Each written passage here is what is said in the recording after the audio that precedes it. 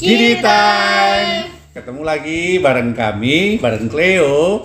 Kita bersama-sama akan belajar dan merenungkan firman Tuhan melalui bantuan renungan harian anak Kiddy.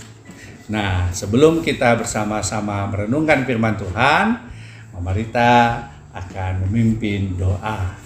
Yuk, mari kita berdoa.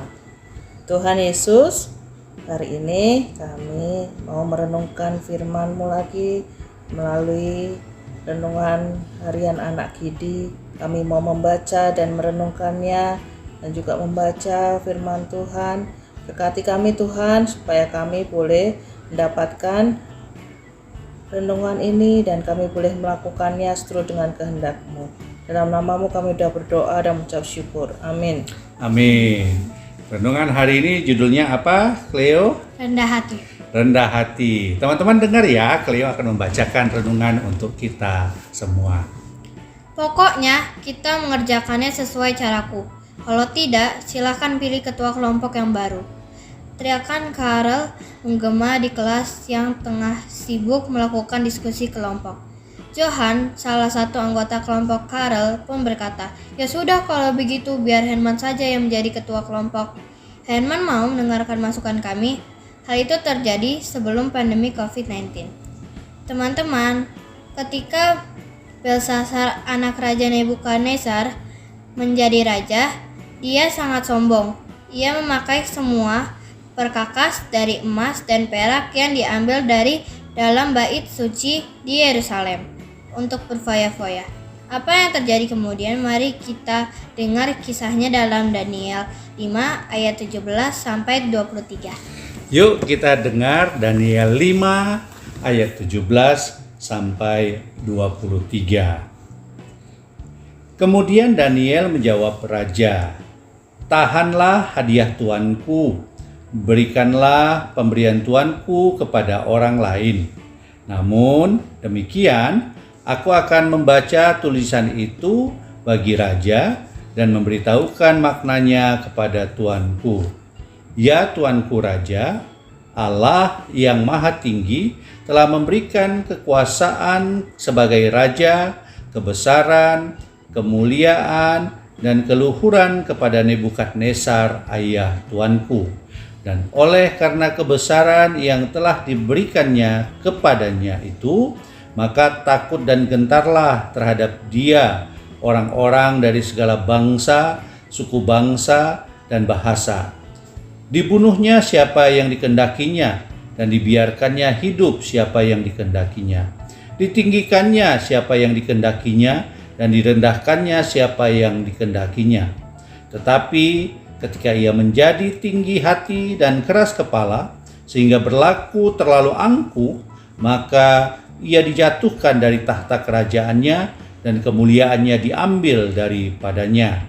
Ia dihalau dari antara manusia dan hatinya menjadi sama seperti hati binatang, dan tempat tinggalnya ada di antara keledai hutan. Kepadanya diberikan makanan rumput seperti kepada lembu, dan tubuhnya basah oleh embun dari langit, sampai ia mengaku bahwa Allah yang maha tinggi berkuasa atas kerajaan manusia dan mengangkat siapa yang dikehendakinya untuk kedudukan itu.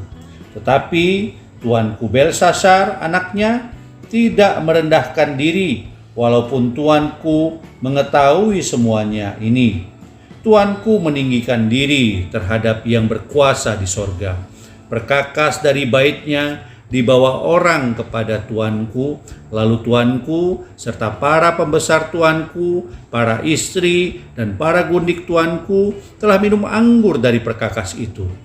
Tuanku telah memuji-muji dewa-dewa dari perak dan emas, dari tembaga, besi, kayu dan batu, yang tidak dapat melihat atau mendengar atau mengetahui. Dan tidak tuanku muliakan Allah, yang menggenggam nafas tuanku dan menentukan segala jalan tuanku." Tuhan memberi peringatan keras kepada Raja Belsasar. Daniel menjelaskan arti tulisan ajaib di dinding dekat raja. Teman-teman, mari kita belajar untuk selalu rendah hati.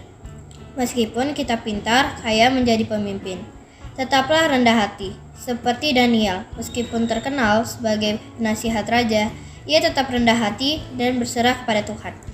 Nah, anak-anak, melalui pelajaran hari ini kita diingatkan, walaupun kita pintar, kita hebat, kita kaya, tetapi dalam kehidupan ini kita harus senantiasa rendah hati dan mengandalkan Tuhan. Kiranya firman ini memberkati kita ya. Kita akan mengakhirinya dengan doa syukur. Mama Rita akan kembali memimpin kita dalam doa. Yuk, mari kita berdoa. Bapa di surga, tolong kami untuk selalu rendah hati dan menyenangkan-Mu. Dalam nama Tuhan Yesus kami berdoa. Amin. Amin. Inilah renungan harian hari ini. Sampai jumpa.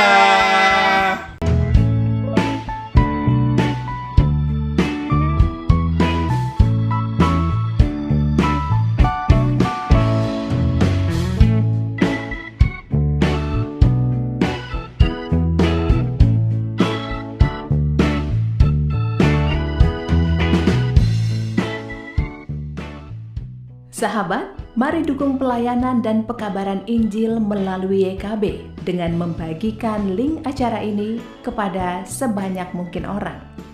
Dukungan juga dapat saudara lakukan dengan mentransfer dukungan finansial ke rekening BCA ke nomor 450-305-2990 450-305-2990 atas nama Yayasan Komunikasi Bersama.